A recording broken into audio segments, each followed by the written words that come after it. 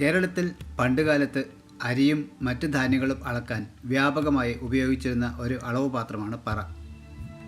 ഇടങ്ങഴി, നാഴി എന്നിവയാണ് അക്കാലത്ത് ഉപയോഗിച്ചിരുന്ന താഴ്ന്ന അളവുകൾ. ഐശ്വര്യത്തിൻ്റെയും സമ്പത്തിൻ്റെയും പ്രതീകമായ ക്ഷേത്രങ്ങളിൽ അരിയുടെയും ധാന്യങ്ങളുടെയും രൂപത്തിൽ വഴിപാടുകൾ നൽകി വന്നിരുന്നു. പറവയ്ക്കൽ എന്നാണ് ഈ ആചാരം അറിയപ്പെടുന്നത്. ദേവനെയോ ദേവിയെയോ പ്രീതിപ്പെടുത്തി തങ്ങളുടെ അഭിലാഷങ്ങൾ നിറവേറ്റുന്നതിനായി ഭക്തർ നൽകുന്ന വലിയ വഴിപാടുകളിൽ ഒന്നാണ് പറവയ്ക്കൽ.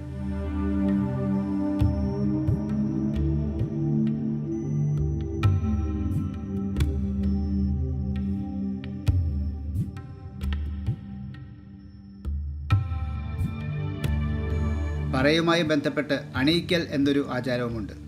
അവിടെ തമിഴ്നാട് പ്രദേശങ്ങളിലെ കോലം പോലെയുള്ള മനോഹരമായ ചിത്രങ്ങൾ വരയ്ക്കാൻ അരിപ്പൊടി വെള്ളത്തിൽ കലർത്തി